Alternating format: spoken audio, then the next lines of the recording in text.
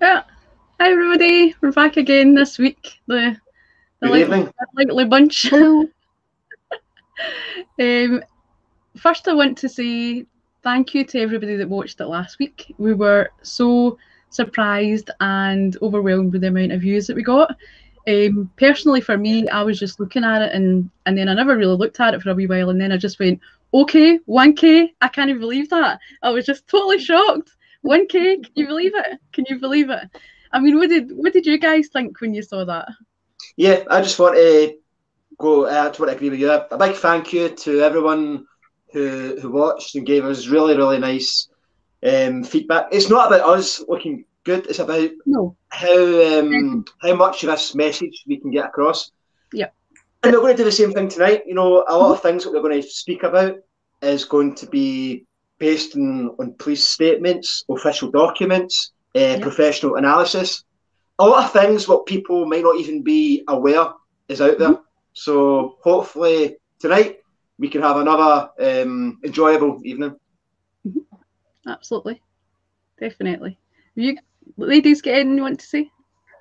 I was just amazed because it means it was that so many people hearing the truth. Yeah. So that's what shocked me. I was amazed. I was like, that's reached so many people and probably more. So that was why I was amazed. It was good. Well, I mean, a lot of this is new information, you know what I mean, to a lot of people who maybe the last 18 odd years they've just gotten the information from certain newspapers but we know what to talk about. So this is an opportunity for us to raise awareness by providing actual factual information. Yeah. Well, see, when you Google 10 hard facts on Luke Mitchell, our videos are the first ones that come up. Wow. Yep. There you go. I'm just going to add this from Joris. Joris has laid a lovely wee comment for us. Thank you very much, Joris. Thank you very much. There's Scottish tune too. Yeah, that's us, definitely. But yeah, I mean, it was pretty amazing, really getting that out there. You know, it's for me personally, that's always been my goal. You know, to get more people knowing about it. That's why we've got the group. You know, it's like to spread awareness. We're doing all sorts of things in different fashions, posters, you know, everything, videos, everything that we can do. It's more about what we can get out there, get people, you know, seeing. Actually, I should add we're a little high tech. Don't add the wrong one. There we go. In case anybody wants to know the name of the group again, I forgot to actually add. There was a couple of letters I actually intended to add on to that. But yeah, it's maybe just as well I didn't add them. But but yeah. Oh, she's off. She's off. But yeah, anyway, yeah. So what was I going to say? Yeah, so I was going to say that we're all doing this for Luke and to get maybe some peace for Jodi. We hope that's going to be, you know, the case.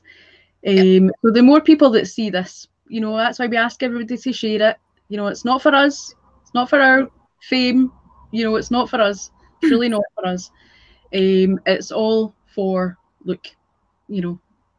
And you know something, can I just very quickly say a big shout out and a big thanks to everyone who was in Glasgow today doing posters, because I know that some people who the group got talking to today were told about tonight's video. They were told about the Facebook page as well. So just a big well done to kind of all them. Yep. I mean, that was great. You were out doing that today. It really was. I mean, that's what we always say, you know, get out there, talk to people, you know. It's like there's, you know, one documentary, two documentaries are just, you know, they're on the television. It's so much better to get out there and encourage people and, you know, just so they can say to you, well, you can't say to a documentary, well, what about this and what about that? But you can have a conversation and you can really get it out there and, you know. Yep. Yeah, totally. So after last week, was there anything that you thought, oh, I should have said that? Because, you know, after you reflect, after you've watched the video, you think, oh, I should have said that or I should have said that, you know, and Was there anything, you know, that you maybe forgot to say? Well, I was, Oh, Well, I thought about something, and it was Shane at the court and the questions being asked to him. I sort of touched it. I didn't go sort of right into the way that I saw it and the way that it pretty much was, because you can see that from what you read, basically. When he was being asked if he would do what he was allegedly supposed to have been doing, if there was anybody in the house, he had been arguing, saying, no, but I didn't do that, but that was accepted. So he'd kind of been ground down to sort of saying, right, I think I might have been. So that question came after that. So it was like a hypothetical question. It hadn't even happened, but I suppose the question he's being asked, he has to answer. He can't really stand there and go, yeah, but that never happened, because they will literally, and I know this from experience, turn and say, I asked you a question, please answer it. Yep. So, you know, but then that's taken as, oh, Shane confirmed that Luke wasn't in the house because he said he wouldn't do that if someone was in the house. Well, no, he was just answering the question that was put to him, whether it had actually happened or not. Yeah, exactly. One thing what I kind of thought about, which kind of ties into tonight, was, you know, me and Steph were talking about different reasons why they didn't accept Luke's alibi, and of course, one of those reasons, I guess, would be because they thought they had a legitimate sighting of Luke. Yeah. Which obviously we're going to discuss tonight about how unreliable this sighting's proved to be. Yeah. Absolutely. Yeah. Danielle, is there anything you want to say? Anything else you want to say? No, it was not putting you in the spot or anything. No, it's just that I was thinking the same as Steph, just as the way the police spoke and worded things to Shane, and the way police can be, as you know, they'll make you question, they'll make you say things, you'll say things and they'll turn it into be something that you didn't mean that way. There's no content in these things, that sort of thing. And obviously, when they said about the whole what he was doing, he would obviously, I wouldn't do that if I was Indian, because that's what MD would say, because obviously you would say that because it's a private thing, but they've made it out to be the main comment, the main concentration. But that was it, like Steph was talking about. Yeah, basically, the way that they've put it to him, it's a general question, but because they're not accepting he's saying, no, I didn't do that, it then comes over like he's saying what he's not really saying, basically. Well, they're using the bias to suit themselves. It's the same as the way when they say, but his brother's not supporting him. Just because he's not there, it doesn't mean he's not supporting him. You know, we don't know either way. You know, we don't know either way. You can't use his absence from being crucified in the media as... It's got nothing to do with his innocence at all. Yeah. It's the same as a lot of other stuff. You find that a lot of it's very suggestive and manipulative, you know? Yep. Yeah, I mean, Shane's entitled to live his life whatever way he wants. If he doesn't want to be in the public eye, which I don't bloody blame him for, because look what happened when he was, then he deserves to have his privacy. So he can support his brother quietly and the things that he can do for him. And I'm sure because it's his little brother at the end of the day, but he doesn't have to be present to any of us or anybody to be doing that, and nobody should even question it, I'd say. Yeah, 100%. Right. One thing I will say as well, the channel, the other channel, Luke and Justice, where a lot of the videos go up, this video gets replayed on there during the week. We've still to decide what day, Danielle, haven't we? We're going to say, we were thinking kind of making it a kind of midweek or something like that. Wednesday or something, maybe. We'll be in, I know it sounds funny, I don't mean it like we'll be there, but you know, it's like when it's live, we're not able to really talk to people in the chat, but whereas when it's replayed over there, we can, like, you know, interact more. Interact more if people have something they want to ask. We're more to do that. It's not that you get to hang out with the stars, you know, the fame's like just off our shoulders. So sorry, I just comment from Louise. It said data was checked of the computer and there wasn't any such porn sites on the PC. Yeah, we discussed that video, and basically they seem to be pop-ups. They connected Pop-ups, exactly. Yes. Yeah. And then went away. So yeah, you know, all evidence would suggest that Shane wasn't watching porn. He was looking at carbon. It's like I said, and that's why he's saying, no, I wasn't doing that. But they've clung to that to try and twist it into, you don't know if Luke was in the house, and you have a reason to think that he wasn't, which is, I could say it's something, but I'm not going to say it. I'm not going to swear on this live. On this live, is that as if you're going to preempt that you're going to do in future ones? Well, at least give you another 10 minutes, Steph. I know, yeah. I'm really Still on. Shit happens. There she goes. It does. You know, I try not to swear, you know, like, but if it happens, it happens. You can't, you know, sometimes I try not to get ranty, you know, like when I'm talking about things. Because I always think it doesn't always, you know, it's better to educate people in a rational way rather than just, not everybody needs to hear my rant about being pissed off about some thing in the system, you know. It's like they've got their own rants, they don't need to hear mine. So, but swearing's different. Yeah. I mean, it's understandably it's frustrating, you know. Yeah. I mean, one of the things we're going to touch upon tonight is obviously the so-called sighting from Gina Bryson, and the reason why it's so frustrating is because this was such a massive plank in the case against Luke. But when we actually go into detail, when we actually study it, you see that it's not very reliable, and there's so many questions. You know what I mean? Yeah. Do you want to jump into that and start? Let me just have a wee check of the question. If there's any questions, you get yourself ready like the last time. You're ready anyway, I know. But I'll just have a wee nosy and see if there's. I'm gonna go grab my juice. 2 seconds. Yeah. Okay. Ready yourself, and I'll have a wee nosy and try and filter this concentration face. Talk amongst yourselves. Oh, I'll chat here or something there. I've been my nosy here. Sorry. Interesting. So yeah, there's lots of people in the chat. Hello everybody in the chat. If you can hear me. Hi guys. Hi everybody. Hi guys. Everyone, Jerome's here, Jane's here, Alice is here, Derek's here. Lots of people. Woohoo. Lots and lots. Hi guys. That's so nice. Everybody's here. Thank you everybody for coming to see us. Thank you. I've not got enough juice to go around everybody right enough. Or, I don't know if anybody's got enough packets of crisps. It's like a wee party.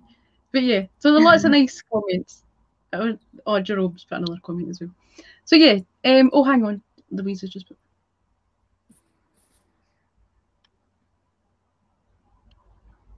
I'll just put it up. It moved. I'm doing a Sandra. That's what happens to Sandra. It jumps a way up. See, when you go to click on it, you end up going to click on the wrong thing.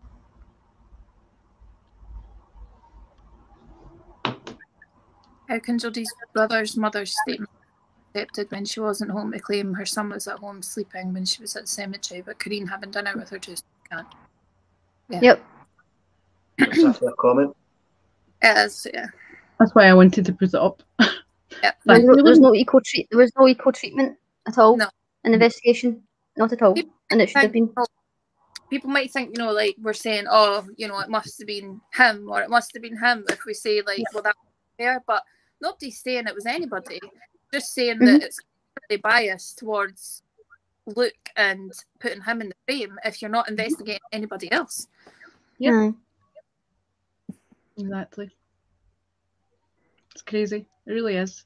It's a lot of these convictions, I keep calling them wrongful convictions because I've spent so long over studying the American side of things. So for me, it's really hard to define it as miscarriage of justice. For me, that just seems like the wrong term. So I need to kind of shake myself sometimes. But there's such a similar thread between them all, though. There really is. There's always that same thread that it's, you know, the inequality and the, you know, they're just not. I don't know. It's just. I don't want to go on a rant. I'm not going to go on a rant. Go shop. Right. Questions. Yeah, I don't want to go against what I said. Just unprofessional. That's what it is. It should guzzle your eyebrow.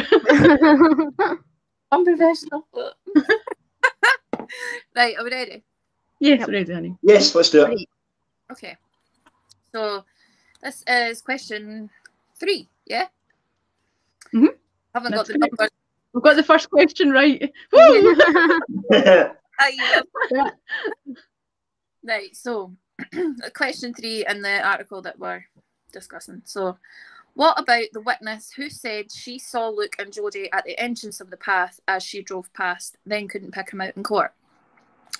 And Gina Bryson's evidence was considered an important element in the Crown's case as she came forward independently to say that she saw a male and a female at the East Houses part of Rondyke's path at about 16:50, so 10 to 5. She described the male as wearing a khaki green hip-length fishing style jacket. Its collar was up and it had a pocket which was bulging. She picked out a photo of Mitchell, although couldn't identify him in court.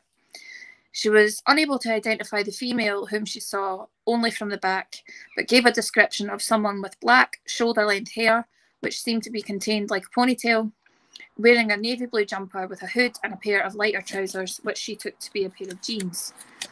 Apart from the jeans, the description fitted Jodi. The appeal court judges said that while her identification evidence was open to challenge, there were elements that provided the basis for a valid identification of Mitchell as the male she had seen and Jodi as the female.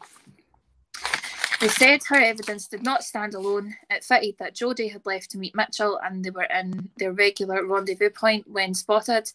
The timings, they said, also fit. The prosecution claimed that had Jodi left the house and proceeded directly to the path, then she would have been there at the time of the sighting, and asked the jury to accept that this was a sighting of Jodi and Mitchell. 2 other witnesses also identified Mitchell as the young man they had seen at the new battle end of the path 50 minutes later. So, that's what we've got today. Yep. I put that comment up because I completely agree. Steph, you're amazing at reading out the questions. You really are. Definitely. Sorry Well, to interrupt that there. I wrote them down off the internet because somebody else No, wrote them. but you still, you know, the way you deliver it, you know, I could do that and I'd be like, bitch said this, bitch said that. You know, so yeah. Thoughts? So thoughts to anybody? I'm not So going that's not supposed to be a hard fact. Mm. But obviously they're going to go back and have a look at what exactly or who exactly did Andrea see and when did she see them? Because very quickly, apparently the original sighting, this is from Dr. Sandra book, Innocent Betrayed. The original sighting was round about 20 to 5:45. So even right away, Gina Bryson thought that this sighting occurred later than the official story. Yep. Yeah, she never actually changed that. It was the police investigation that changed it. She never actually changed her statement on it. It's suggestive. Are you sure it wasn't such and such? And just try to build a time slot what they wanted, you know. Hi, Sandra. Oh, Hi, Sandra. That's what I feel Hi, we Sandra. sign up. Sorry. Yeah, so I've got a few notes here. If you want me to start with them? Yeah, please do. So it was late afternoon on July 1st that she contacted the police about this alleged sighting. She'd had a brother-in-law who knew Jodi's family present when her statement was taken, and he had also been speaking with Jodi's family beforehand. Jodi had been identified in the media just not long before she put her statement into the police, but there was no updated. A couple hours that was. Yeah, there was a couple hours in between. But the picture of Jodi that was circulating at the time was actually a picture of her when she was a lot younger. So to me, that's a little bit of a question as to, well, why did she think that it was this girl that she'd seen if she only had that picture to go on? But that's minor. So actually, it was originally Angina Bryson's husband who discussed with his brother-in-law, his brother, her brother-in-law, that he'd seen a male with long messy hair, wearing army clothes and big boots at the East House's end of the path on said day, 13. And the brother-in-law was telling the Jones family about this the next day, according to John Ferris and Alan Ubbins, which is Jodi's stepfather. Well, not. I don't think they were married, but no, I don't think they were married. Of role. Who never appeared at court? Who never was brought up in court or anything for any to speak at court at all? Yeah. No. Yeah. Wasn't. No, that's right. So when Angina Bryson was asked, she claimed that she didn't know the family at all, when there was an obvious connection from her brother-in-law. She's not independent. No. That's because she's got. So it's the first lie. Jodi's sister at court confirmed she knew the brother-in-law and had done for years. She wasn't actually asked if she knew, or the family knew, Angina Bryson's husband.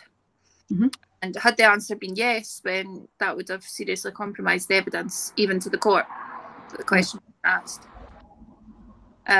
Several years later, photos appeared on the internet of the husband and brother in the house of a close relative of Jodi's and other members of the family, just 6 weeks after the murder. So before other members of the Jones family, you mean? Jodi's family. Yeah, for Jodi's family. I just want to clarify that for the people. Yeah. So that's before the trial even happened.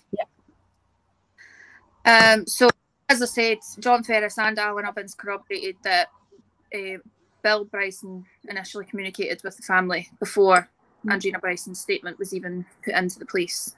That was about his brother's sighting, nothing to do with her seeing anything at all at that. She didn't identify him in court in the doc identification, which from personal experience is the easiest part of being in court. Like, they're standing right there, you know. So, and people said it's because he changed so much, but they'd been in the newspaper every day, like looking like the way that he looked when he was in the court. Well, from that he'd grown up in the papers basically. So it's not like they wouldn't have known. Luke had 18 months of media coverage. Yeah. And you still couldn't identify him. Exactly. Yeah. Because she wasn't sure. I think that was why, because she didn't want to say something that she wasn't sure of. Yeah. Well, did she not say he was most like in the picture? When she was showing the picture of Luke. Yeah. I think that was what Sandra said, that the picture looked most like the person. That doesn't mean she was saying it was him, Yeah, exactly.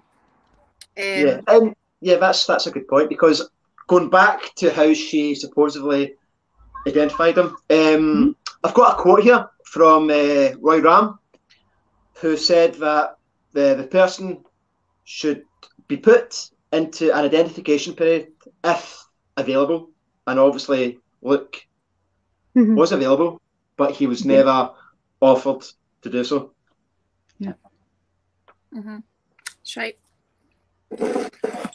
That's if you don't know the identity of somebody, they would do an identity parade. And I know of people that have had to do identity parades, like pick someone because they didn't know who it was. Yeah. And this might surprise people, because when Steph was reading the question article, she said that Angina pointed out Luke, in the photograph parade. But I've got another quote here, if you don't mind. This is from this is from a Professor Tim Valentine. Tim is an expert in eyewitness identification, and he's stating the obvious, basically. Suspects should never, ever stand out in any way from other people, and every person should be a plausible candidate according to the description given. And this might surprise a lot of people, but out of the 12 photographs, Luke was the only one with long hair. He was the only one whose photograph was based on a bright white background.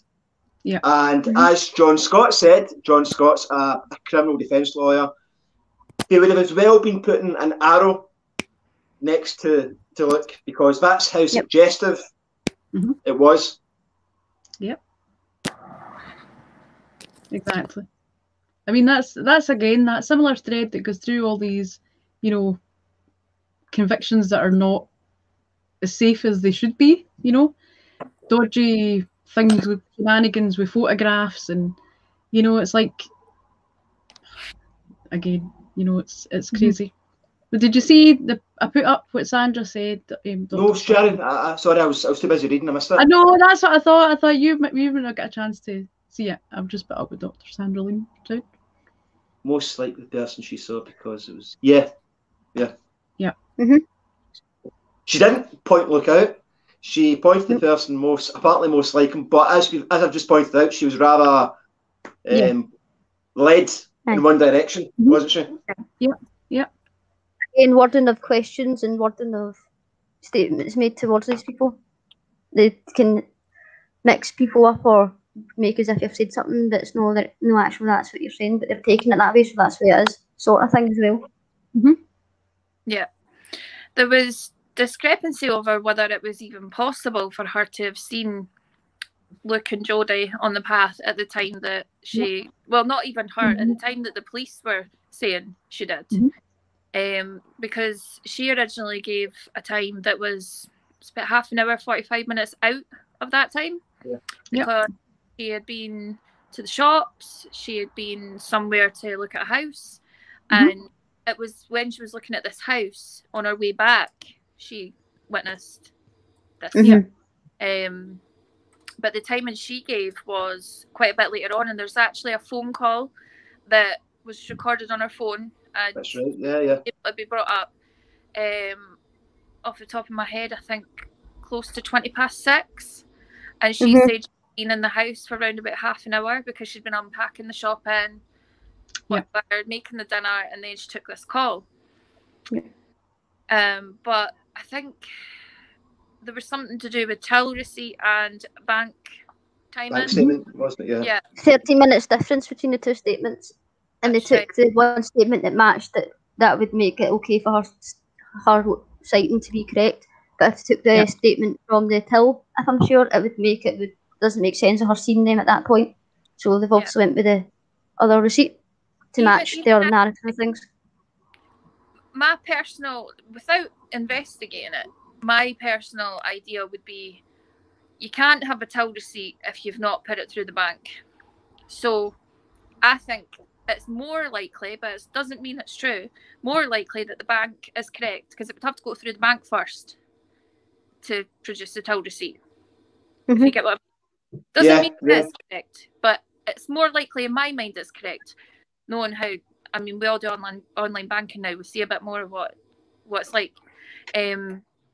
But it still doesn't mean that she was there on that path at that time, because she still has to leave the shop, get all her shopping into the car, get the kids into the car, drive round to this house, spend 5 minutes looking at it. You know, all that takes time.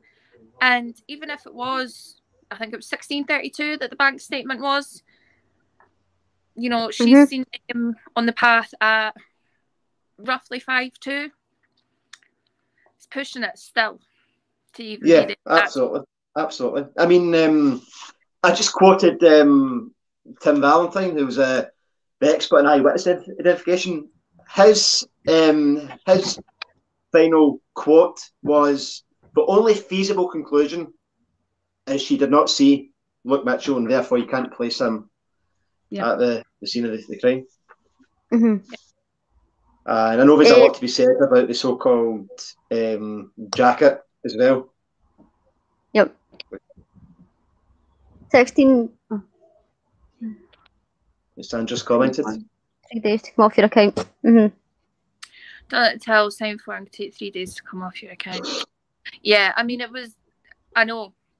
It obviously came off fairly quickly to sort of almost match the time. But like I say, it's just more likely that was the right time, but not necessarily. The time sheet was 16:45 and the bank receipt was 16:32. So there's a difference between the two. Yeah, I mean, that's only 30 minutes. And the bank could have the wrong time, you know, because Luke had to phone the speaking clock to find out the right time back then, you know. So everybody had those issues for the time. I used to check the Sky TV. That was what I knew was the right time. I didn't know. In fact, and teletext and all that as well. You would either go, if you were in the warehouse, you would go to the CFAX and see what couldn't afford to phone the speaking clock, some people. I know. I remember at my work, there was about 3 different times with a clock, 4, with a clock, a phone, a clocking in machine, and a computer, all different times on them. Yep. So you never knew which one was right. No. But they should have investigated it rather than turning around saying, well, it must be the bank. Why must it be? You need to tell us exactly. What. It was just to fit the time that they wanted it to be. So they went Yeah, it was. Yeah. Yeah, I mean, it would make sense to me to think about it, but then just because something makes sense doesn't make it true. You know, and even then, like I'm saying, like, she's got young kids. She's taking all the shopping into the car. You're telling me she's Speedy Gonzalez doing all this, go buy this house, and just so happens to see this, you know? When her original statement doesn't match what they're trying to tell us. No. As you said, Steph, her original statement was probably closer to 6 o'clock than 5 o'clock, I think. Yeah, because she wouldn't have been rushing for any reason. Why would she? Yeah. And she got lost as well. I'm pretty sure she got lost on the way to the June, didn't she? So yep, she didn't know the area that well. So. Yeah. So, you know, it's very loose. You know, it's kind of like they have just sort of concocted the whole thing to fit this, fit that, and it's not even what the poor woman said. You know. I feel quite bad for her as well, because similarly to Shane, she was manipulated, I think. But she also actually... Sorry, Han, carry on. No, sorry, I was saying she also did, her first statement was also, he was in his 20s, this person, and I honestly can't remember the rest, but the first in their statements obviously didn't look like he was in his 20s, he was 14, and was going to be 14-year-old. So that's changed, like, that's a massive difference in a teenager and an older person in their 20s, and it's just these sort of changes. Shows you got another comment? Oh, yeah, that's it. Aye. So they like to put some of them on that are important for people to see. Well, that's watching back. Yeah. Alice is my Ouija sister. The interesting thing about Gina Bryson's original statement, there was absolutely zero information on like facial features. So again, why didn't they consider an actual parade as opposed to showing her photographs which they kind of manipulated? Yeah. It was, you know, it was made to stand out because that's who they wanted her to pick, basically. Just for the benefits of people watching, I mean, was she the only person that was suspected of having seen something going on then, or, you know, was she the original person that was supposed to have seen this, you know, altercation, let's say? If I remember rightly, there was somebody else first, and then it became her, was it not? Well, it was her husband that originally saw a husband or a boy. So why would he be saying to some people that it was him that, you know, why would they be saying, you know, it was him that saw it, and then it was okay for her to say it was her that saw it? Surely when there's even shifty shenanigans there. It was there that if he saw something, why wasn't he brought up to court as well? Yeah.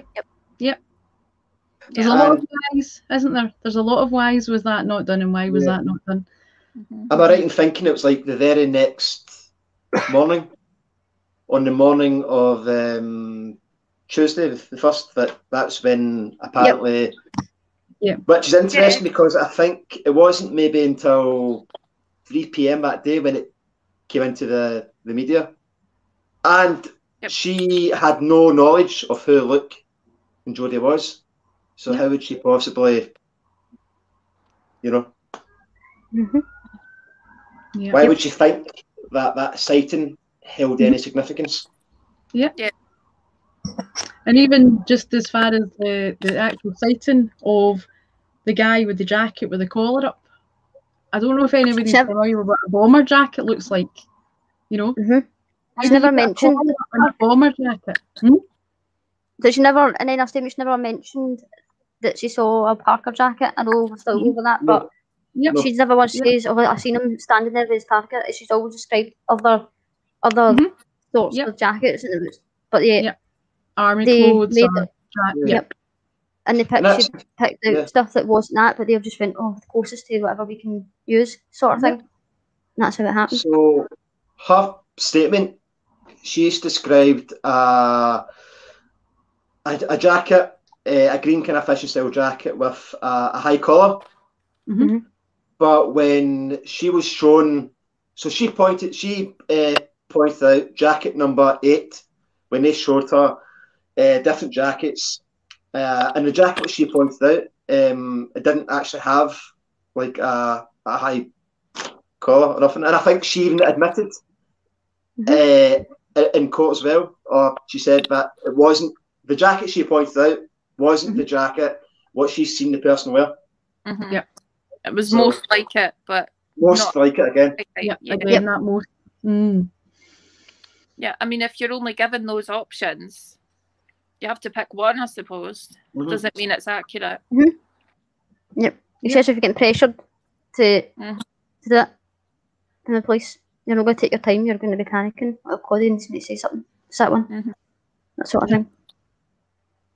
I've got lots of comments. I'm trying to keep an eye on the comments at the same time as listening to you guys, because there's so many people. I don't like to neglect the people commenting, because I appreciate them coming and giving us their comments, you know. So it's like, don't think that I'm like you're away over here just looking and ignoring everybody. But yeah, I mean, there's a lot of things. I think, I mean, even what we were saying just now, there's like, that's just a wee tiny fraction, because obviously we don't have 10 hours to sit there and say everything and who was here and who was there. You know, we're trying to do the best way to answer. You know. Sorry, I just seen Derek's comment. She can load children into the car like riot police. I was going to say, especially after a shopping trip. I've never seen that. Well, yeah, I mean, there is lots of comments, and keep them coming. Keep coming with the comments. Keep them coming. You know, as long as they're nice and not cheeky comments. I'm not inviting any of these cheeky folk to come in and be cheeky. Yeah, get good security at the door. So I mean, I think we all agree anyway that so far the kind of official sighting is just pie in the sky. It's just there's no basis of a legitimate sighting here. Yeah. Well, I've got something to close that with. Okay. So, I'm going to go back to the paragraph that I read out earlier from the article. So, bear with me. Right. It's about Andrina Bryson's sighting in particular regarding the female. She was unable to identify the female, whom she only saw from the back, but gave a description of someone with black, shoulder-length hair, which seemed to be contained like a ponytail, wearing a navy blue jumper with a hood and a pair of lighter trousers, which she took to be a pair of jeans. This article says, apart from the jeans, the description fitted Jodi. Nope. You got what we can show the audience? Give me 2 seconds. Just we've got a video. Set up. We've got a video. Watch time. Yeah. So we're thinking blue jumper with a hood, pair of lighter trousers, likely to be jeans. Yeah. and have been told that apart from the jeans, the description fitted Jodi. Not correct. Not correct. So, What we're about to watch is a police organised reconstruction of Jodi's last known movements. and as Steph pointed out, it means that in the reconstruction we should see a female wearing a plain navy hooded top, I guess. Well, in this article, it's saying navy blue jumper, so yeah. Navy blue, okay. Yeah. Similar, roughly the same. And light jeans, although they're saying maybe the jeans weren't right.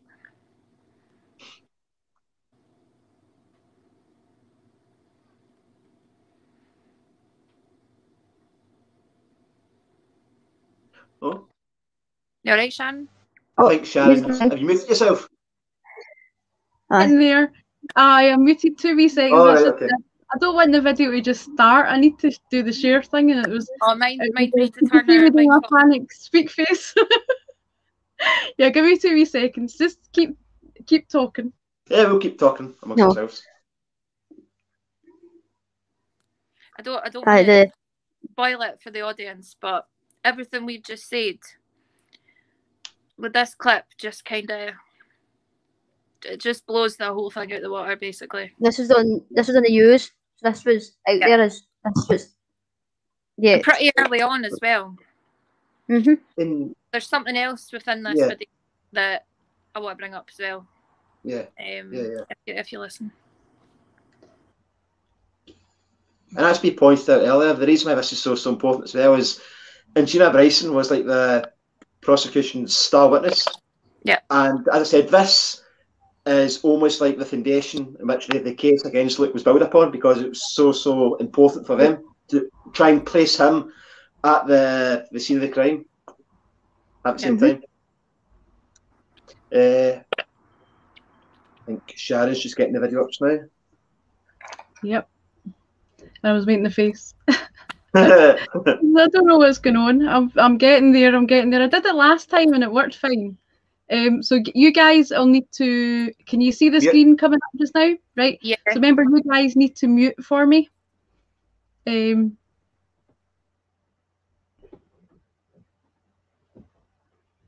you muted? Well, I don't know if you're muted, but.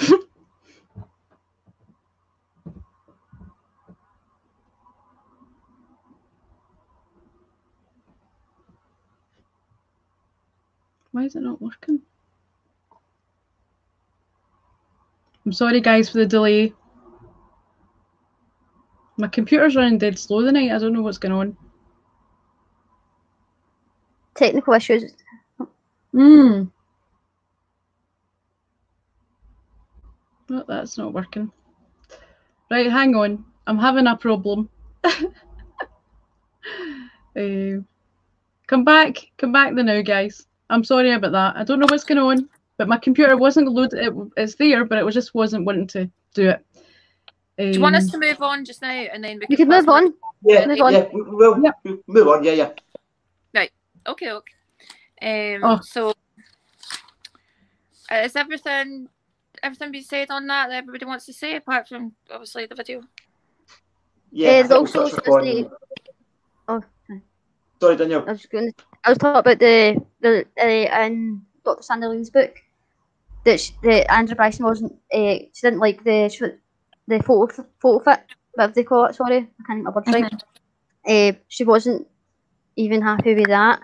What the police gave her, like, so it just shows you there's a lot of things that you don't know about that even the witness at the time was trying to communicate, and the police are just like, oh no, but we'll just take it as this, even though she's saying this or she's expressing this, but it was no. Yeah, I'm going to try it one more time, right? Because it's annoying me. Okay. And I'm a persistent wee bugger. Mute now. Yeah, mute now, and we'll see whether that works. Please. A walk of just a few hundred yards down a most unremarkable stretch of road. These were the last known movements of Jodi Jones before she met her killer. Today, exactly a week after the 14-year-old was murdered, a police constable retraced those footsteps.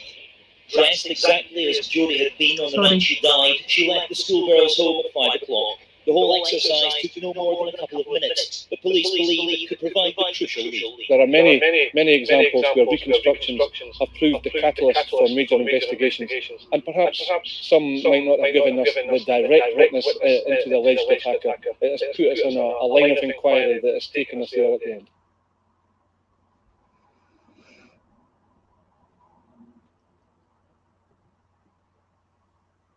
Yep. Welcome back. Did that work or did it not work? Yeah. We definitely seen that she was wearing a black hoodie with a big orange Deftones hoodie at the back, and no, a light coloured blue navy. Sorry, I'm getting the words right again. So it wasn't a navy jumper. So there's a clear difference between the two. Yeah, I mean you would see that a mile away. That Deftones logo. Mm-hmm. It's not just on her back; it's on her sleeves as well. Massive. It's a thing you would notice. It is the sort of thing you would notice.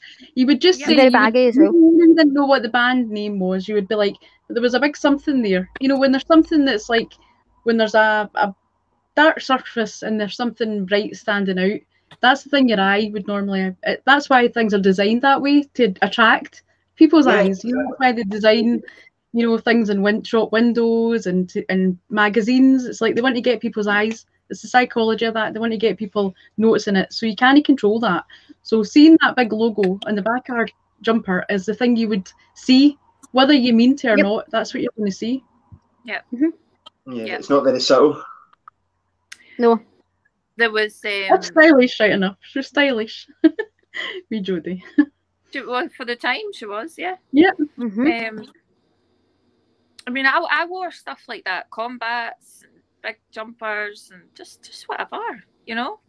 But yeah, you stand out a mile away wearing stuff like that. Yeah.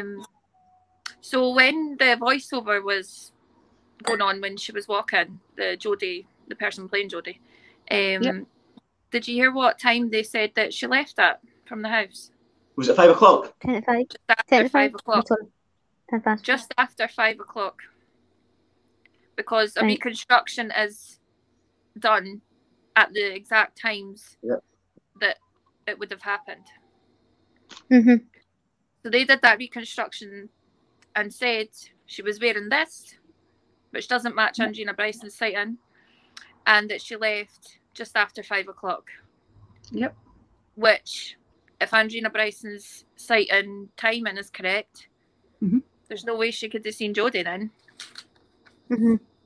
Also, Luke's not got that half an hour, that magic half hour, to do what they're trying to say he's done if she's left at 5 o'clock. Exactly.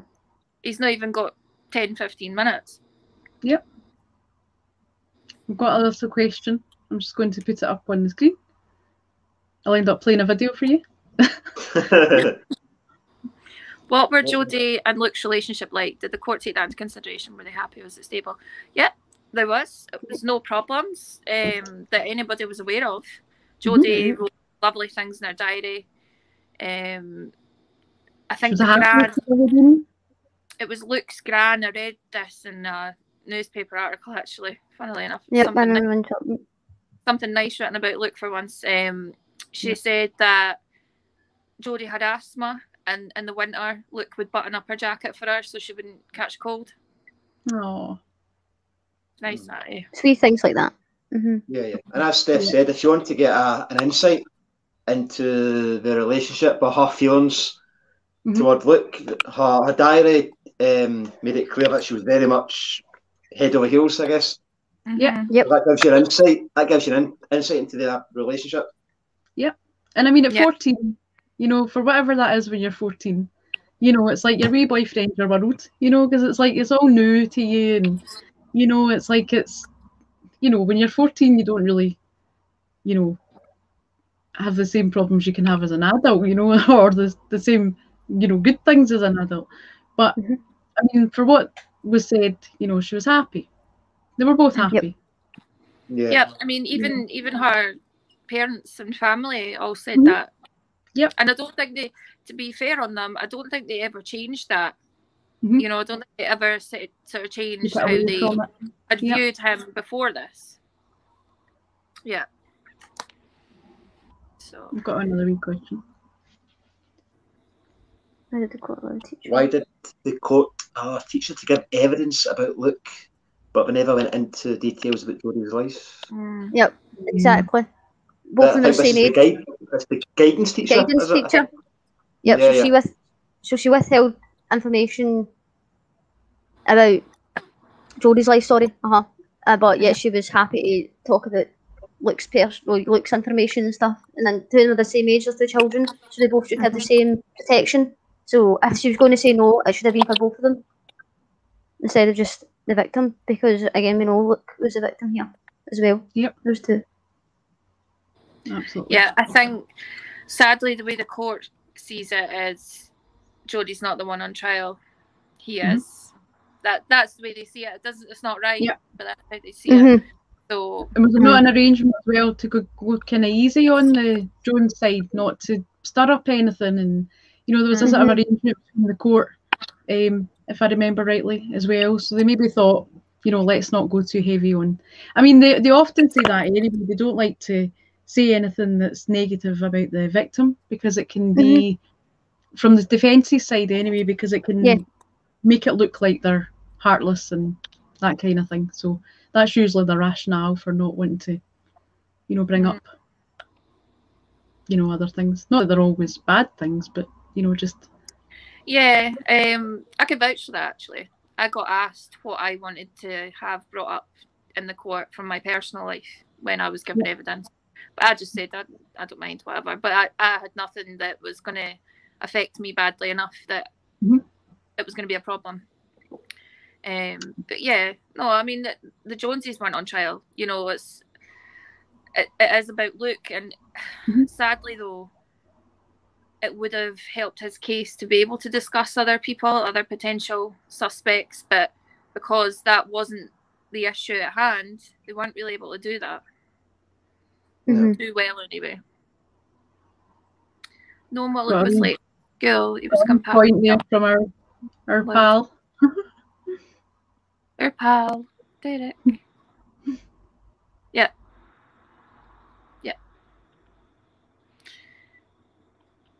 Yeah, from what everybody says, their relationship was lovely.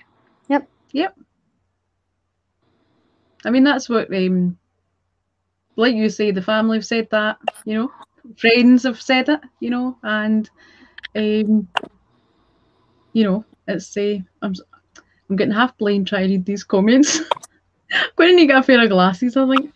You'll see me one time I was sitting here with glasses on. You won't be able to see me because of... Sandra's put a comment actually saying one of the appeal judges referred to Andrina Bryson's evidence as the cornerstone of the case. Oh, there you go. That's what we spoke about. We spoke about that being the foundation, So. What I don't understand is that the police were the ones who organised that construction, right? They were the ones that put the Jodi double in those clothes. They were the ones that said she left just after 5. They organised her to leave just after 5. Yet they've accepted evidence that absolutely doesn't match that. Yep. If that police reconstruction, if that has to be so accurate, where was the young male and female at the entrance? Yep. If everything has to be accurate. It changes from being at the front to inside it. That's where it changes. Well, so, because they already had Andrina Bryson's statement because they had that by the first. But I think I'm not. Maybe you might be able to tell me different, Sharon. But I'm not too sure if they already had the other 2 independent sightings of Jodi, which was around about 5 o'clock. Off the top of my head, I wouldn't want to say either way. I'm not sure. Well, maybe if somebody's watching, we don't know the date when that was aired, but I'd imagine it was pretty soon after. Yeah, probably. Yeah. I think it was a week. I think it was within a week. Yeah, if I remember. Sandra, but I remember it was like the first few days when they were first few days when they were asking for people if they'd seen Jodi, remember the photograph that they used was of the wee child Jodi rather than... Yeah. So how many people were passing by and saw that and didn't see, you know, whereas they might have saw something and they might have forgotten by the time the appeal came out, you know? Yeah, exactly. Causes confusion. The other sighting, sorry, was it 6:45 or 6 o'clock for the other two people who seen? Yep. That was it, 6:45, 6 o'clock. They seen. Right. Yeah, that's good. What Sandra said. I liked how you said Steph, as if you were reading what I was going to say. There was something I was agreeing with Danielle. No, I know, but it was like I was reading that and I was like, and then you went, yep. I was like, yeah. Kenny had just discussed that. Sandra put below it. She was like, "Oh, sorry, you just said." But yeah, yeah. I thought That's what I was touched on. Yeah, where was Stocky Man? Where was the young male and female? And as we said, that another two independent witnesses, I think, identified Jodi at around about 5 o'clock. Yep. So that would be more consistent with the time the police said Jodi left the house initially. Yeah. Well, that's because Jodi's family told them that was when she left in the first statement. They left. Aye, they left. Aye. Yep. Don't forget the details, the wee details. They left. That's in reference to. And can I just remember, just for anybody that's not maybe missed the last one and they're just coming up on this, they left and that was at what, 5:40? About 5:40. Sandra Barton, because she likes to have the precise exact. When she's doing her work, she needs to have the exact time. Luke called the house. Yep. 17:32. He called Jodi's house. He actually called it twice. He didn't get an answer the first time. He called it again, and he got Jodi's mother's partner on the phone, and he informed Luke that they, not just Jodi, they had just left. And so this is at 17:32. So that's 40 minutes after Jodi's supposedly just left. Yep. Really? Just. And can we just, for the purposes of reminding people, just tell them what the official time of death for Jodi was? 5:15. 5:15. Yeah. How's that possible? If she's just left. Second call was, thank you, Sandra. Thank you, Sandra. Thank you, Sandra. It was the only time you could get him. 17:38. Which is alibi. Someone's asked a question that might interest you, Steph. Sorry, my knee is really sore. Scrunchie in her hair. Reconstruction had no scrunchie or ponytail. Thank you, Caroline. Yes, exactly. Good point, Caroline. Good, Caroline. Exactly. There's no evidence that she had the scrunchie or a hairband or whatever. I think it's transpired that this has come from some journalist's notes, that he's just written this down and all of a sudden it's become something. And I've heard it referred to as a hair clip. I've heard it referred to as a hair band, a bobble, everything. And I'm like, come on, at least decide what it is. But they can't, because it's just been picked out of nothing and created into something for the sake of it, like much of it. Evidence points to the time of death being later than 5:15. Yep, Emma, agreed. So definitely. True. But it was convenient. I mean, I don't mean in a disrespectful way to Jodi, but it was convenient for it to be that time for numerous reasons. Yeah, everything was shoehorned in to fit Luke's alibi or lack of, I guess, in front of him. Yeah. But I mean, we all know what he was doing at that time, Yes. Yes, Sharon, we do. I try to say a straight face here, you. I seen, you comment. I don't know if anybody. Yeah. No, but we actually do, though, because everything that Luke has said, which has never once changed, makes sense. Because it's been consistent. He was making the dinner. What was he making, Sharon? He was burning pies. He was making pies. Yeah. And I figured Pies were on the menu that night. I figured Big out time. why he might have burnt the pies, by the way, right? Mhm. Because Corinne was vegetarian, so he would have to have made pies for him and Shane, something else for her. And the reason he's possibly phoned the speaking clock is to try and time to make the dinner so that Corinne comes in and it's ready. Yes, yes. Well, it's more than just having it in. interesting. It's interesting you bring it up, Steph, because I think that might be the fourth so-called fact. We're going to go over time for that, but if you're all right, that's fine. We can do that. Right. Bear with me. I don't even know if I wrote that speaking clock thing down, actually. We really have to have it down. No, I didn't mean to put that one on. Sorry. Legend. Isn't she? She is? I concur. I'm like, yes. Right. Do you want me to read out what Jane Hamilton said about the speaking clock? Yeah.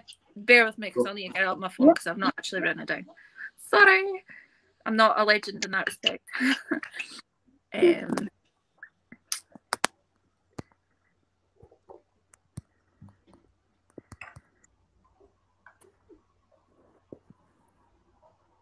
There's a nice transition into the speaking clock. It was. Right,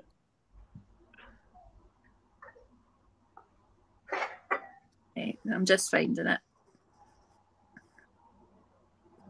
Right. What is the significance of the speaking clock phone call? At 16:54, Mitchell made a call to the speaking clock from his mobile. When asked by police why he had called the service, when presumably if he was in the house, as his alibi claimed, there would be other ways to find out the time, such as a clock on a wall, he said he couldn't answer why he made the call. This piece of evidence backed up the prosecution case that he was on his way to meet Jodi at their prearranged time.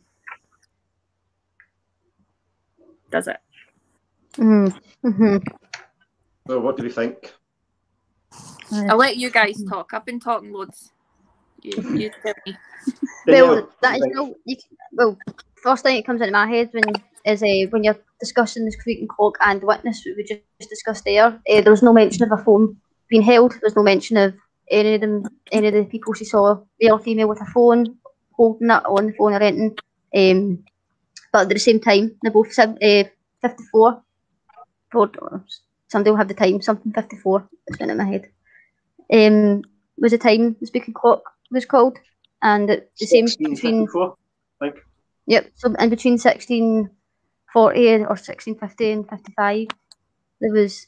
So it doesn't match up. So she didn't see. There's no phone call. There's no phone being held or at the same time as that witness. So how does that work out then? If he's called it at the same time she's seen, so you can like that also. How can you be on the phone, but not on the phone? You know. Yep. Another thing that backs up Luke is that Shane actually connected to the internet 2 minutes before his phone call. So Luke had been using the house phone to call his mum, and he got a call from his brother as well on the house phone.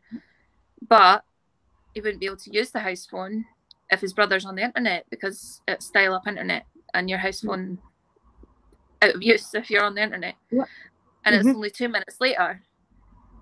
So that says to me, yeah, he's in the middle of cooking dinner. He needs to know the correct time. Somebody mentioned there that the clock in the kitchen was broken. Yep. And so he's phoned the speaking clock. And it's not the first time he's phoned the speaking clock. He has a habit of phoning the speaking clock. Yes. So exactly. It's not out of the ordinary for him to do that. No. Nowadays when people are... Oh, sorry, carry on. No, you're going at 6 o'clock. No, I was going to say, nowadays people think it's awful strange. They say, you know, why would someone phone the speaking clock? You know, because it's like, but it's a different time. Nearly 20 years ago was a different time. You know, I know most clocks are, most ovens and things have got clocks on them, and nearly everything you've got's got a clock on it. You know, but I mean, it's correct though. Exactly. Yeah. True. Yeah. And he would know that his mum is coming in at 5:15, and he needs to know exactly when to have this dinner ready for. Like, I've got a clock up there. I've not got a clue if that's the right time, to be honest, because I check the telly or I check my phone. Which brings me to the next thing. They're saying that he must have been out the house to have had to phone the speaking clock to find out the time. He used his mobile phone to phone the speaking clock. Which has the time on it. So that makes another question come up as to, well, why didn't you go by that time? Well, back then, I had a Nokia 3310 when I was 9-year-old in 2003, right? So I drop it all the time, constantly. I still do it with this phone. But if you dropped it hard enough, the battery would come out. So put the battery back in. Sometimes you'd have to reset the time. Yeah, you would. So yeah, it's possible that Luke knew that time wasn't correct. So just by knowing that, he then phoned the speaking clock because he knows that's the exact time because he's got to know for his mum coming in. Yeah, exactly. And as you said a few minutes ago, Steph, significance of the phone call to the speaking clock becomes less and less of a big deal when it comes apparent that Luke obviously had previous. That's something we've done on a regular basis, and I think we all agreed that a lot of us done that when we were younger. Just as I said that. Yes, I mean we must have been all had boring lives back then. Phoning the operator and all that. Oh, that's a different story. But yeah, I can't like I don't know if I did do it. It's not something I remember, but probably. I just don't remember. It's just a thing you didn't even think about doing. That's the thing. It's like it's a normal thing at a certain age, at a certain time as well. Even all these years later, people are still saying their clocks are all at different times. And when you're doing something and when you're maybe methodical and you're responsible, you want to make sure the dinner's done at the right time. Aye. And then still burn the pies. If you're making veg and keeping an eye on your pie, you want to make sure everything's fine. Yeah. But it's funny how Leanna just happened to mention that. Aye, thanks, Leanna. I'm trying to keep a record of what ones I've put up. Oh no. Where can you see? My eyes are going funny tonight. Can I just say a big thank you to Derek? I think Derek Edmund commented saying we were doing a good job. So thanks to Derek. Thank you, Derek. Thanks for watching, Derek, and thanks for Derek. Thank you. And Cheryl as well said a nice comment. It's a wee up though. But thank you, Cheryl. Thank you. Here is he. Was that there? Oh, I don't know. I like adding the comments onto the video because then people see, what people are saying and stuff. If they've got questions or whatnot. But yeah. And then I need to try and find the comment again and take it away. I mean, I think to be fair, there's not a great deal we can say about the speaking clock because it's as we all agree, it's not really significant to be honest, and it's but they tried to make it significant. They tried to make it. Yeah, they did. They used that to back themselves up by saying that he must have been out the house. Well, I'm sorry, but you can't use that because they completely brushed over the fact that the time's on the thing. Forgot about it. It just shows you the absolute lack of evidence they had because they were clinging at everything like that. And when you think about it as a whole, there would have been something just more specific than trying to talk about speak clock being the reason why he was somewhere at a certain. And that just shows you what they had. They had enough. They didn't have anything, so they had to work with stuff. What would have actually proven where he was at what time? If they'd actually funded for them to get the cell site analysis, which they didn't want to do. Steph, I think you can read my mind. I was just about to say that. And it was actually the defence. It was the defence who tried to initiate this. So that tells you everything you need to know if it's the defence who's trying to get the kind of the cell movement. Yeah. I mean, I can't imagine why the prosecution wouldn't want to retrieve the cell site analysis. Exactly. When that would prove their case. Well, not completely, but it would go a long way. Yeah. I mean, I don't know if it's something that wasn't as common, you know, back then, maybe. I'm pretty sure a year I before remember- it was done for a case, but obviously we're talking about the problem was funding here, but it just shows you it's not as if you can argue that that never get done back then, or they never had the technologies like they did because it had been used before. Exactly. So, Yeah, there was a time limit on how long that they could retrieve it for. But the problem there was actually that legal aid wouldn't fund it. So it couldn't be done. Yeah. It's a similar disadvantage that they have over in America. You know, the prosecution can spend, they've got an unlimited pot, you know, they can spend what they like. They can spend, it shouldn't be fair. That's not justice when one side can afford to fund for whatever they want to just prove your guilt, you know. Yeah. You're right. It's very unfair. You're right, Sharon. Yep, it sure is. Because I mean, that's one of the things. Is a change of subject, but over in the Stephen Avery and Brendan Dassey, you know, even although Stephen was paying for his own defence, his funds weren't, you know, they weren't unlimited. You know, I can't remember off the top of my head, but he had like 400,000 for his defence, or approximately that. Whereas the prosecution, it was like the millions, you know, that they were able to spend. So yeah, you're right. You know, 100%, and you know the onus should be on the prosecution to prove that you're guilty, because everyone is innocent until proven guilty. Yeah, that's how it's supposed to be. Exactly. Yeah. It's crazy. Somebody said stop talking about Stephen Avery. What's that? Somebody said stop talking about Stephen Avery. Oh dear. No, but don't stop talking until they're walking. Exactly. They're all human beings and they need help. Exactly, whether it be Stephen Avery or Luke Mitchell we're discussing tonight, we're not going to stop talking until they're walking.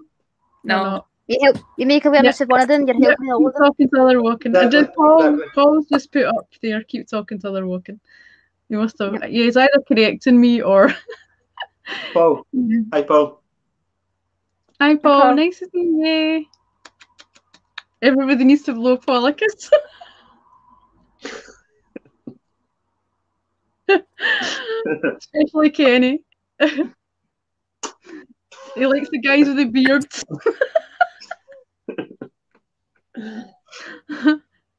But oh, here we go. Sandra's comment. Prosecution funding in this country is unlimited. Defence funding is severely limited. Whereas and you know, Dr. Sandra makes a good point, because it should be an even playing field, but clearly it's not. This is exactly why Luke does not need a retrial. In no way, shape, or form does he need a retrial. He needs an independent inquiry so that there's no omission of any evidence. That includes prosecution evidence. Yep. Both sides, all out there, so that independent people who aren't connected to anybody, who don't have an axe to grind, can decide what to do about this. Yes. Exactly. And, you know, information. Well, I mean, we're doing this tonight because we want to kind of raise awareness. We want to bring information, and information should not be limited. Yeah. Everything should be on the table. Yeah. Yeah, I highly disagree with the fact that it's limited in courts for juries. I wouldn't be happy to know that there's things that I didn't get to take into consideration when deciding a verdict. But because they're so hush-hush about the way that things work, a lot of people aren't aware of that. A double legend. A double legend. That sounds like something you want to eat. You know, I'm going to have to get a wee double legend. Sounds nice. Oh, get hungry, Sharon. Oh, you're making me hungry now. Stop it. Takeaways. I know, we're going to just eat while we're sitting here. But yeah. When Paul said "Don't get strange," that's funny. See, that was that's a song. That's a song from a quote from Making a Murderer. Ah, okay. And Don't talk but we about often Stephen Avery. say- No, I know. That's why I said Making a Murderer. I thought we'll not speak about Stephen Avery. I'm joking. It's he that we should not speak about, you know. But surely, I mean, we're not exclusively. Well, we are here for Luke, but we're here for justice, you know. And it's like any of these things where there's an injustice, you know, it's like the worst thing you can do is be silent about it. So if somebody's telling us not to say something, it's just going to. Well, we're Scottish. Tell us not to do something, ain't going to work. We'll just shout louder, you know. That's the way. That's the Scottish way. Tell us to shut up. Yeah, that would be your detriment. But yeah, so Paul has the. I knew it was that. But I just wasn't. When I'm in Luke Mitchell mode, I'm not. My brain doesn't engage in the Stephen Avery stuff. Oh, did I just say Stephen Avery there?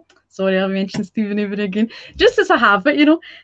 So yeah, the Stephen Avery stuff's right behind me, and it's not in the front of my memory. But yeah, that was how much he had for his defence there. Oh, really? Yeah, because he had his other lawyers that he had to pay from before, for the civil suit that he was doing. So, but yeah, so that's not very much when you think, you know. No, it's not. It's not. In America as well, you know. So I mean, that's the thing. A lot of the time, Stephen's lawyers get slated and stuff like that. And I always think, you know, they've limited funding, you know, and much the same as the way that Luke's lawyer gets slated, you know. He's, you know, but it's like, I think after the fact, it's easy for us to kind of poke holes and things because we know all the things that we know. But if they're just going with what the prosecution or the Crown are putting forward, the 3 points, you know, that they went on, then it's not like, I mean, it's almost as if they pick the 3 that are going to be hardest for the defence to rebut in a way, you know. It's like that thing that you were saying last week, Kenny, with the, you know, how do you prove you're not a Satanist, you know? Yeah. Like that, same thing. How do you know? I have to just stick up for Satanists right now because they get bad rap, right? Bad rap. And it's not what a lot of people think it is. It's a bit of a religious type thing, you know. An alternative religion. Yeah. But you know, it's nothing criminal. It's, well, the people that follow it correctly. You know, there's a wrestler that I know of, Kenny will know of him as well, Kevin Sullivan, who he goes by the Satanic Bible. He's a Satanist, but he's a normal sort of guy, you know. He'll sit and talk and there's nothing odd about him really, unless you look at it that way, you know. If you listen to what he says, normal guy. If you think of it as, oh my god, he's a Satanist, well, you're just going to scare yourself. Yeah. You know? And I don't want to say too much about this because I think one of the so-called 10 hard facts is what we're talking about, but there's absolutely zero evidence that Luke was into that kind of thing either. Anyway, so None. I have something I want to add into that. I think if they're going to be making aspersions on someone that's got Satanism, then what about the Old Testament saying an eye for an eye? It's okay to, you know, take somebody else's eye out, you know. So, and all the other things that were said back then, you know. So it's like all religions have got ways of manipulating it to try and, you know, slaughter people. But Satanism's got that fear thing attached to it. People think, oh, you know, it's like, you know, it's. I was just for the movies. But and again, stuff we'll just go back to the media coverage. You know what I mean? That's what this comes down to, the media coverage. I mean, that's like witches back in the day. You know, Exactly. Yeah. And you know, it was all just sort of propaganda before propaganda was a thing. You know, and like it's just carried on within whatever people choose to do at that time. Whoever people choose to target as the different ones, they get it. And that's what they did to Luke. You know, he didn't even need to be a Satanist. I think that was just added on for extra sensationalism.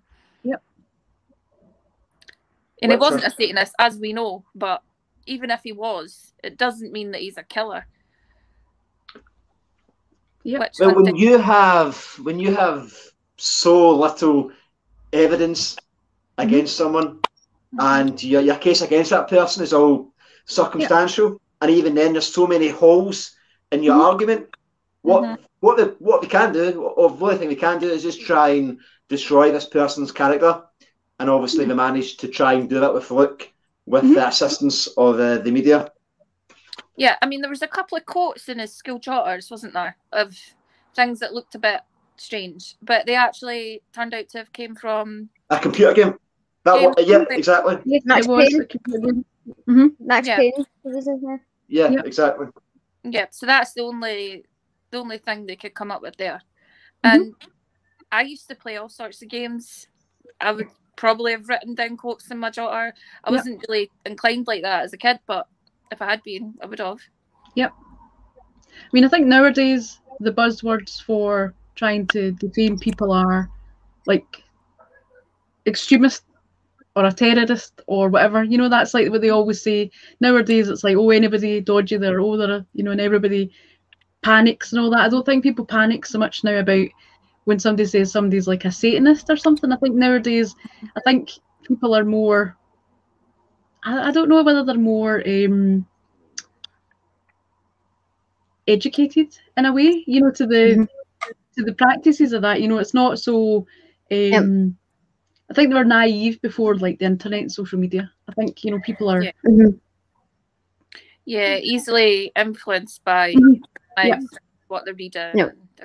Especially when you're talking about the Luke case in general. The area he came from was small, away out in the sticks. So, because that's where it started, and obviously because that's where it happened, and then it's went away. So they're taking the feeling through the area, and people going, Satanist, oh my God, a goth child into crazy satanic ritual things and writing this crazy stuff.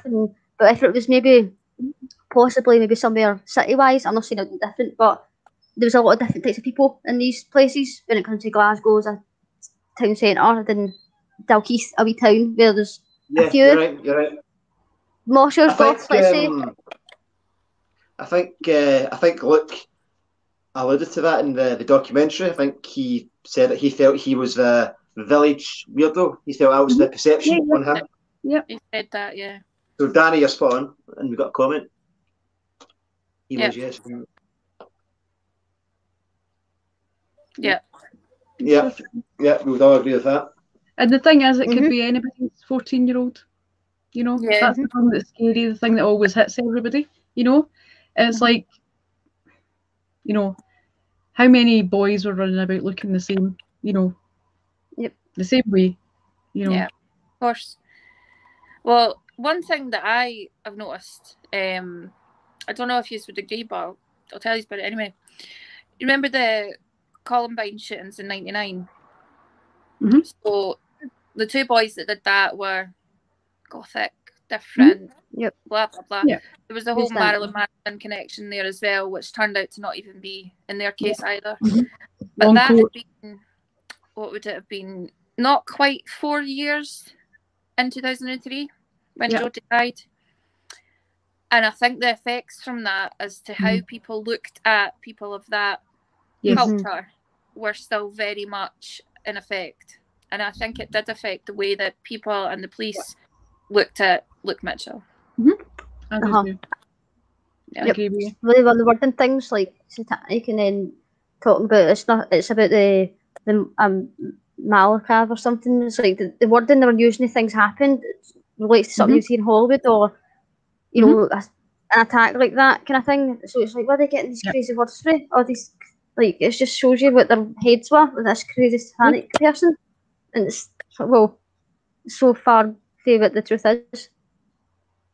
Yeah, exactly. And just to play devil's advocate, no pun intended. even if Luke Mitchell was a devil worshipper, where is the evidence? That doesn't make anybody a murderer. Where is the evidence? There's none. There's zero evidence.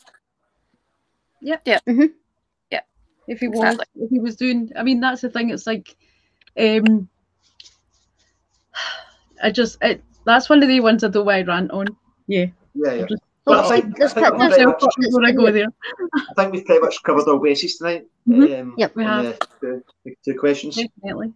I mean, there's been lots of good questions in the thing, and you'll probably see it back when you'll be like, oh, But is there anything else you want to add or talk about or say? Can I come to you, Kenny? The girls. I don't know. No, I'm good. I think we have hopefully covered as much as possible, and hopefully it's been quite an informative viewing for everybody watching. So. Yep. Steph, you got anything to say, honey? I forgot to say at the beginning that I think I might have figured out why I had never heard of Luke Mitchell, but I'd heard of Jodi Jones. Right. Because obviously Jodi died in the June, and it was all over the media at the time. Yeah. And then it was nearly 10 months later before Luke was arrested. Yeah. So I think within that time period, obviously it's went quiet, and then it's her face again on the news, and I've not read whatever's been reported because it's just like, oh, that girl again. Yeah. And that must have been why I thought she was a missing girl, because it's come back up again, but I've not really paid attention to what they're saying. I was only 9. Please don't kill me. Like, I was only 9. But, no, I mean, it's easy to, especially when you're wee, I mean, I was like 28 at the time. I think I was 28 at the time. So I was older. I'm just not, at that time when that was happening, I'm not dissimilar to the age some of you are just now. So I was, old enough to know what the papers were like, old enough to know that, just because they're saying somebody's like satanic, I knew even back then I was like, whatever, satanic. Like, that's just what they're trying to do, and then saying music. And I remember everybody was crazy. They were all saying, oh, anything that anybody did bad, they always attributed it to a Marilyn Manson thing. Whatever it was bad, it was Marilyn Manson.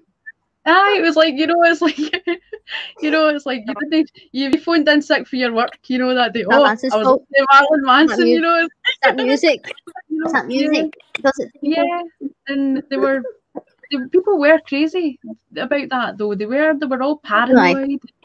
So I mean, I remember it really well. That it was like anything, even like in like pop culture. Trying to say that again. Pop culture, like normal TV shows and all that, they would show, like dramas and things like that, and they would say the music influenced the people, and like things like CSI and stuff like that. They would use stories when they would say, music was influencing the people to do things. So I mean, they weren't saying it was Marilyn Manson, but they were, heavily, suggesting. Yeah, the music was influencing things. So when you've got TV programs saying it, and you've got the papers saying it, and people absorb all that, whether they, not consciously, but they do. Yep. And then they're supposed to go into a jury and be, not well, without any preconceptions and with an open mind. Yep. But really, they're going in knowing that a wee 14-year-old's lost her life, so that's, I don't think there's anybody would be in a jury that wouldn't be really,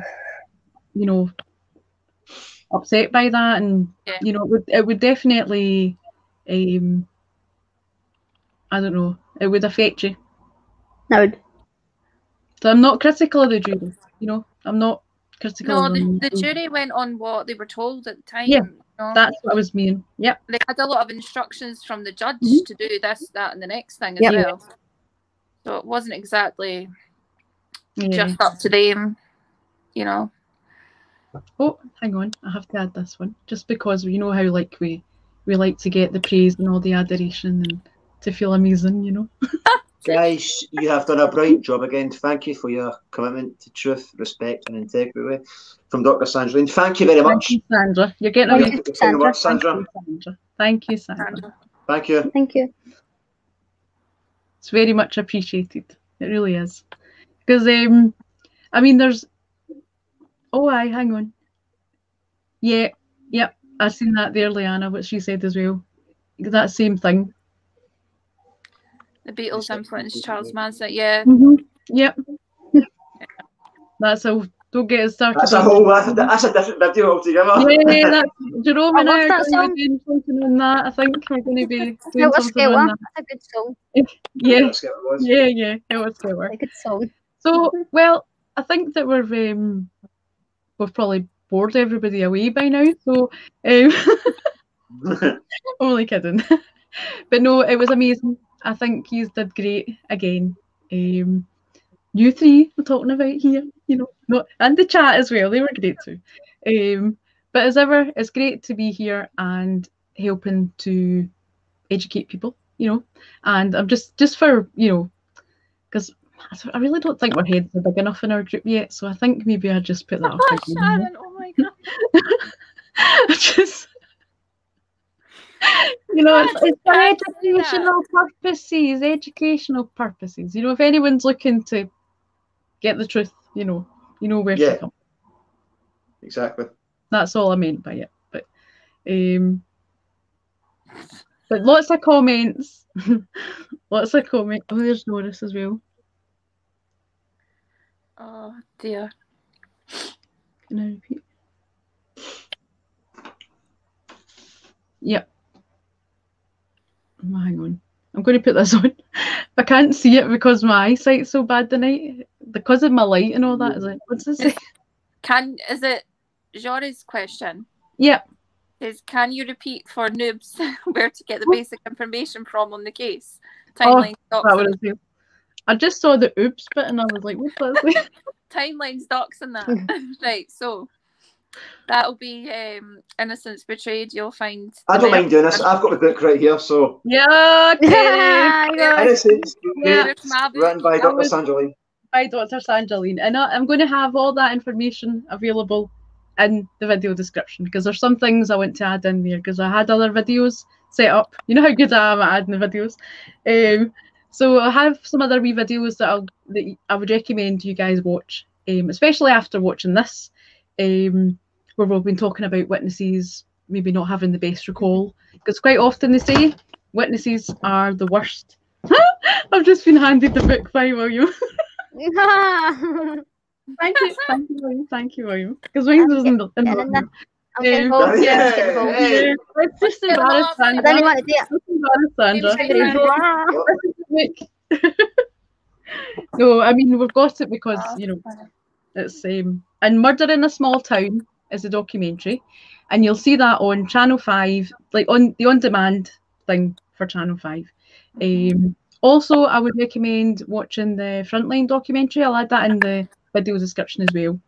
And I'll probably have quite a few things in there. The James English podcasts and stuff. Yeah, I'll add all that stuff because I usually do that anyway. I'll also add the channel for the groups, YouTube and the Twitter and the TikTok, and because we're in everywhere,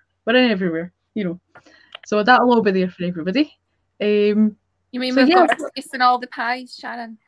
Yeah. You could say that, Steph. You could say that. All the pies we do. All the poor Luke's burnt pies we do. I know. So, hang on. Funny. Sandra. Sharon, you're officially blocked. Sharon, you're officially blocked. It was just you. You're the bad influence on the rest. Again. Oh, that's it. I quit. I'm out of here. Anyway, we better say goodnight for tonight. Yeah, I was just going to say that. I was just reading just seeing if I missed anything. I'm getting closer to the screen, the less I can see for the night. Anyway, so I'm just going to say thanks to everybody. Thanks to my co-hosts, my lovely. Thanks to everybody commenting, like Cheryl, Louise, Emma, Leanna, Derek, Gemma, I think, Sandra, of course. I hope there's no one else I've missed out, but thank you. Jerome. Yeah, everyone who's commented. And I, what was again? I'm sorry, I forget what it is, but it's the not me. Aye, that's Jim. Yeah. Mm-hmm. Yeah. Sorry, Jen. Oops. Kenny's already lots said of people Gemini. there. Lots of people there. Lots of people there. Oh, and Dark Side of the Moon as well. I don't want to. And Paul and Alice and And Paul, yes, lots we of forgot people. Paul. Yeah. Can't forget Paul. He's we unforgettable. And William, I have to call him my best mod, because if I don't, he did sing me in the book. And I've been on videos before where somebody's asked me if I was having a beverage, and I didn't have a beverage, and he's brought me in a drink. So it's quite. I'm not too sure if he's commented, but I think Neil was watching. My Neil. Oh, Neil was watching. All right. Neil was watching the telly. Yeah, I never saw that. Oh, anyway. Oh, I Neil, not man Neil, the other Neil. Yeah, No. Neil watching on the telly. Uncle Neil. Yeah. Uncle Neil. Uncle Neil. That's his Can we name. just mention before we go Paul's legendary Twitter to Jane Hamilton today? Oh, yes. Yes. Uh-huh. That was the stuff of legends. It's not like Paul to poke people, but Oh, that cheered my day up. Brilliant. Yeah, you enjoyed it when I showed you. You were just like, you were cackling away. Brilliant. That's what Paul always does that. He likes to just, as Richard would say, pop the bear. So yeah. Well, anyway, I'm going to end the live. So thank you again, guys, for being here. It's been a pleasure. Thank you for everybody watching, and thank you for all the people that are going to watch. And just remember, if you do watch it, share it, because you never know who's going to see it. And that's what this is all about, getting the word out there. And we've used a lot of words tonight. So we'll see you all next week. Alice, thanks, guys. We're on to question. Next week we're on to 5 and 6. So that should be good. Bye, everybody. Bye.